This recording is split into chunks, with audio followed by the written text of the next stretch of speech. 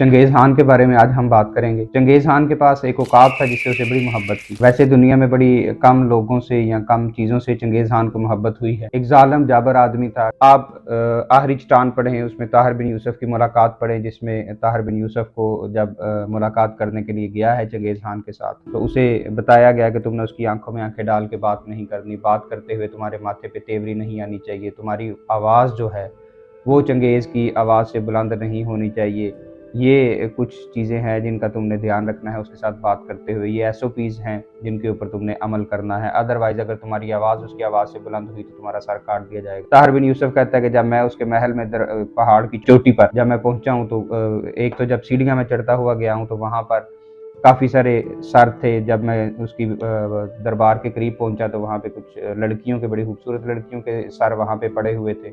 जब मैं दरबार के अंदर गया हूँ तो वहाँ पे एक बारिश बुजुर्ग मुझे मिले, जो कि बाद में पता चला, इंकशाफ हुआ कि ये एक मुस्लिम थे और वो अरबी जानते थे बहुत अच्छी तरह से। जब मैं उनके साथ बातचीत हुई तो उन्होंने मुझे बताया कि किसी जंग के दौरान इन्होंने मुझे ज़िंदा छोड़ दिया। ज़िंदा इसलिए छोड़ दिया कि मैं इनके काम आऊँगा ट्रांसलेटर के तौर पर। मैं अरबी से मंगोल और मंगोल से अरबिक ट्रांसलेशन करना जानता हूँ। तो उसने बताया, उसने कहा जी ये जितने तुम सीढ़ियाँ चढ़ कर आए हो, जितने सर थे, ये तमाम शहजादों के और मुस्लिम बादशाहों के सर थे।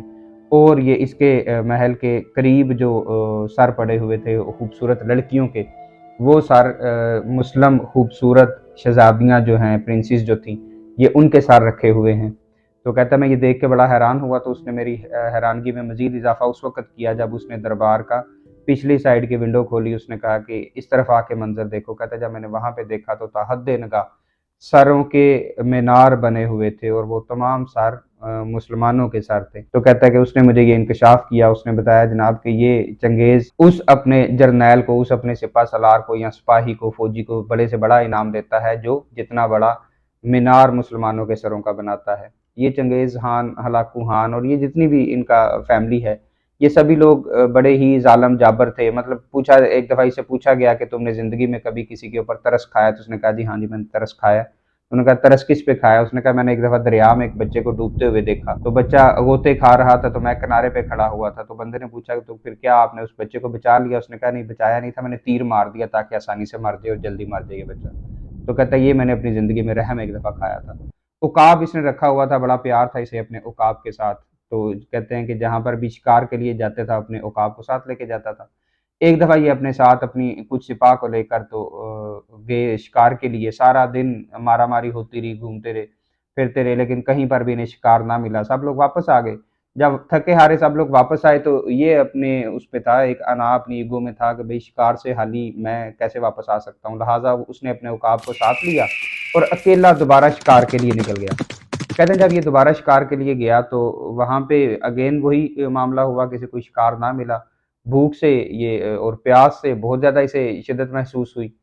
तो इसने क्या देखा कि एक पहाड़ की चोटी में से बहुत बारीक पानी की लाइन बह रही है, जिससे प्याला बहुत जल्द भरने के काबिल नहीं था। लिहाज़ा इसने प्याला उसके नीचे रख दिया और अपने उकाब जो है उसके मुँह से, जो एक नकाब होता है, जिन लोगों ने उकाब का जिनको शौक है वो जानते हैं कि उकाब की आँखों पर एक पर्दा रखा जाता है हर वक़्त। तो उसने उसकी आँखों से वो पर्दा भी उठा दिया और प्याला अपना उसके नीचे रख दिया, उस पानी की कतार के नीचे, के ताकि ये पानी धार के नीचे, ताकि ये प्याला भर जाए तो पानी पी सके वो। अब प्याला जैसे ही भरने वाला था तो उकाब ने उसे पंजा मारा और पानी गिरा दिया।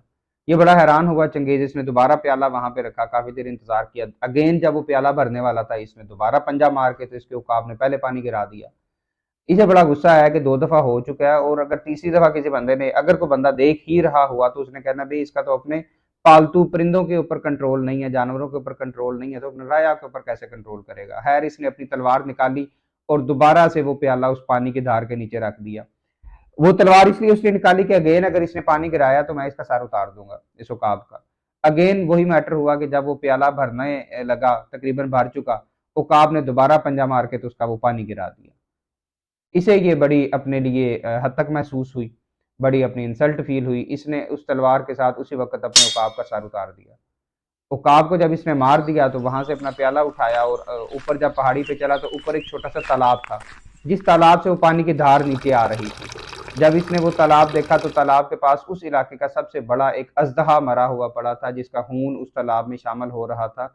जहर आलूद वो खून था, और वो जहर उस तालाब के पानी को भी जहरीला कर रहा था, जो कि उसके उकाब ने देख लिया था। अब उसका उकाब नहीं चाहता था कि उसका मालिक ये जहर आलूद पानी पिए। अगर वो पानी पी जाता तो चंगेज मर जाता। अगर वो पानी ना पीता, जिस तरह के उकाब ने उसे नहीं पीने दिया, तो उकाब ने मर जाना था। तो कहते हैं कि चंगेज को इस बात का बड़ा दुख हुआ कि मेरे उकाब ने मेरी जान बचाने के लिए पानी 3 दफा गिराया और मैंने गलतफहमी में उसे मार दिया। कहते हैं कि चंगेज खान जब वापस आया तो आके उसने अपने उकाब के साइज का ही एक सोने का उकाब बनवाया, उसकी यादगार के तौर पे। इस उकाब का जिक्र आपको बहुत सारी तारीख की कुतब में मिलेगा। तो कहते हैं कि जब उसने उकाब का वो बनवाया, एक स्टैचू उसका बनवाया सेम उसकी शक्ल सूरत का, तो उसके परों पर उसने दो तहरीरें लिखी। पहले एक पर उसने ये लिखा कि बाद औकात अगर आपका दोस्त आपके खिलाफ जा रहा है तो फिर भी वो आपका दोस्त ही है। दूसरे पर उसने ये लिखवाया कि हमेशा गुस्से में लिए हुए आपके फैसले आपके लिए बाइस शर्मिंदगी ही बनते हैं, इसलिए गुस्से में कभी भी फैसला आपको नहीं करना चाहिए। तो ये छोटी सी स्टोरी आपको इसलिए सुनाई है कि आप अपनी ज़िंदगी में भी इन चीज़ों को देखें कि बाद औक़ात आपका दोस्त आपके अगेंस्ट बज़ाहिर जा रहा होता है, लेकिन वो काम औक़ाब वाला ही कर रहा होता है। उसने देख लिया होता है कि जिस चश्मे का पानी आप पीने जा रहे हैं, वो चश्मा ज़हर आलूद है, लेकिन आपको ये लग रहा होता है कि वो आपकी इंसल्ट कर रहा है। इसलिए कभी भी अपने दोस्तों को, अपने मुख़लस दोस्तों को कभी भी आपने खोना नहीं है। हमेशा अपने माइंड में एक पॉज़िटिव इम्पैक्ट इमेज अपने दोस्तों का रखें। बहुत शुक्रिया।